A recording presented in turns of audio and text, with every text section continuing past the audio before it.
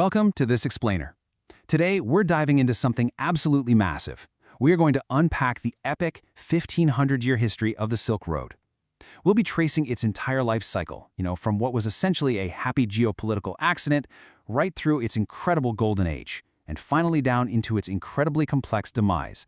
It's a wild story, and it literally shaped the modern world as we know it. Right off the bat, to kick things off, let's clear up a massive misconception. Was this actually just one long, dusty trail stretching across the continent? The short answer? No way. Instead of a single highway, it was this sprawling, decentralized network of overlapping, and honestly, sometimes competing land and sea routes. Practically nobody ever traveled the whole length of it. Instead, goods were just handed off, merchant to merchant, across these incredible, vast distances. Okay, so here's our roadmap for today. First, a fortunate imperial accident. Second, more than just silk. Third, the Sogdian engine. Fourth, a perfect storm. Fifth, the maritime shift. And finally, number 6, the enduring legacy. Let's just jump right in. Section 1, a fortunate imperial accident, the birth of a network. We're starting our story way back in the 2nd century BCE. The Han Dynasty of China was in a really desperate situation. They were fighting this perennial, endless war with a nomadic tribal confederation to the north known as the Xiongnu. And, well, this conflict led to a pretty unbelievable twist of fate. So in 138 BCE, Emperor Wu sends out this diplomatic envoy, a guy named Zheng Qian, out to the west. His mission was strictly military, right? Find a people called the Yuezhi and form an alliance against the Xiongnu. But things went horribly wrong. Zheng Qian was captured almost instantly and held captive by the Xiongnu for over a decade. Actually, scratch that, it was a full 10 years of captivity before he finally escaped. When he makes it back to the Chinese imperial court in 126 BC, he completely failed to secure the military alliance, but he brought back something way more valuable: vital intelligence. He reported on the civilizations of Central Asia, the super-fertile Fergana Valley, and even the Hellenistic remnants of Alexander the Great's empire. This intel accidentally birthed the transcontinental trade empire. That intelligence prompted the Han Dynasty to expand their reach, effectively laying the groundwork for overlapping routes stretching an astounding 4,000 to 5,000 miles. To put that into perspective, that's like driving from New York to LA and then some. This vast web connected Chang'an in central China all the way to the Mediterranean coast. And get this, to secure these early routes, the Chinese actually extended the Great Wall just to protect the trade from nomadic raiders.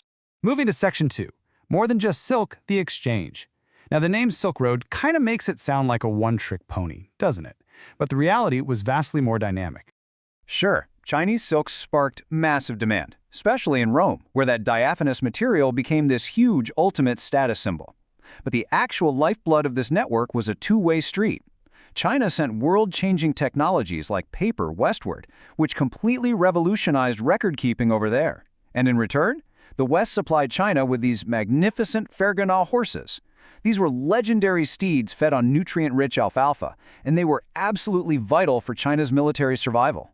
Even everyday things we take for granted, like peaches and apricots, traveled from east to west, while grapes and the whole art of winemaking traveled from west to east. It was a massive cultural swap. Which brings us to Section 3, the Sogdian engine, the unsung heroes. So here's a crucial point to remember.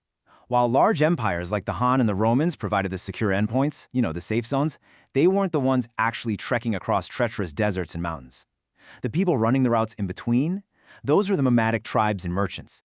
Entered the Sogdians. The Sogdians were an Iranian people from oasis cities strategically located in present-day Uzbekistan and Tajikistan, places like Samarkand. They were the absolute ultimate middlemen. Because they didn't belong to just one giant empire, they were incredibly mobile and adaptable. They were so successful, in fact, that their language became the lingua franca, basically the universal, adopted connective tissue of all Eurasian trade from the 4th to the 8th centuries. There's this quote from a Chinese statesman in 25 BCE that brilliantly illustrates how they were viewed at the time. He said, "The latter are all merchants and men of low origins. They wish to exchange their goods and conduct trade under the pretext of presenting gifts." Chinese elites often totally looked down on them, just dismissing them as folks trying to make a quick buck under the guise of diplomacy. But the Sogdians were so much more than that. They were cultural transmitters. They set up trading colonies, acted as bankers, translated Buddhist and Christian texts, and even introduced Western music and festive dances to the Tang court. They were the true engine of the Silk Road, for sure. Section 4. A perfect storm, the decline. Because, well, all golden ages eventually come to an end. By the 14th century, the Silk Road was fading.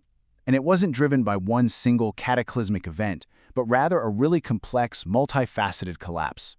It's staggering just how fragile this massive network really was. Geographically, it relied on these tiny oases fed by mountain glaciers. As those glaciers shrank over the centuries, the oases dried up, and encroaching desert sands literally buried the trading posts. Culturally, the religious tolerance that kept the route peaceful just vanished. The Tang Dynasty started persecuting Buddhists, and Islamic converts in Central Asia destroyed Buddhist art due to prohibitions against idolatry. Then, politically, the conqueror Tamerlane intentionally destroyed competing northern trade routes just to force all the wealth through his own capital. When his empire broke apart, bandits completely took over. Finally, the Ming Dynasty essentially closed the eastern end of the route, turning their backs on the west. It was the ultimate perfect storm of climate, politics, and religion. Section 5. The Maritime Shift, a new era. So, with the overland route crumbling, bandits roaming everywhere, and the western endpoints charging astronomical taxes on goods after the fall of Constantinople in 1453, European powers had to find another way. They looked to the oceans. Under the sponsorship of Prince Henry the Navigator, Portuguese explorers started pushing the boundaries. By 1498, Vasco da Gama discovered a direct sea route around Africa straight to India. And when you compare the old routes to the new ones, the shift makes total sense. Maritime routes were vastly cheaper because they cut out centuries of middlemen. They were faster, using new ocean-going ships, and infinitely safer than braving bandits in parched deserts. This maritime shift delivered a massive, fatal blow to the ancient overland caravans. The legendary oasis cities were left to be swallowed by the sand, while at the exact same time, it paved the way for European global colonialism. Which brings us to our final part, Section 6, the enduring legacy, patterns of connectivity. So, the overland Silk Road died, replaced by ships, and eventually forgotten by the world. But its 1,500-year story? It holds some absolutely crucial lessons for us today about how global commerce actually works. Real quick though, before we draw those lessons, it's fascinating to note a wild historical irony. The very term Silk Road is a completely modern invention. It was coined in 1877 by a German explorer named Baron Ferdinand von Richthofen, long after the physical routes had disappeared under the sand. The Sogdians and the Han Chinese, they never called it the Silk Road. But looking back at what they built, history shows us 3 very clear rules for transcontinental trade. Step 1, state power. Trade networks are fundamentally enabled by the state. Powerful empires have to absorb the massive security and logistical costs, just like the Han Dynasty extending the Great Wall. Step 2, environment. Trade is completely at the mercy of the climate. Without local water from glaciers to sustain the caravans, the network just dies. And step 3, technology. The relentless march of technological innovation, like that shift to ocean-going ships, will continuously bypass and reshape global logistics. And that brings us directly to today. Because just as those maritime sea routes bypassed the shrinking desert oases of the Sogdians, today's physical goods are increasingly supported or even bypassed entirely by digital space. Think about it. Cloud computing, fiber optic cables, 5G networks. We are building a brand new network right now. So the really big question we need to ask is which nations or which coalitions will establish and define the modern digital Silk Roads of our future? Because whoever does is going to shape the next era of global power. Thank you so much for joining me for this explainer, and remember to keep asking those big questions.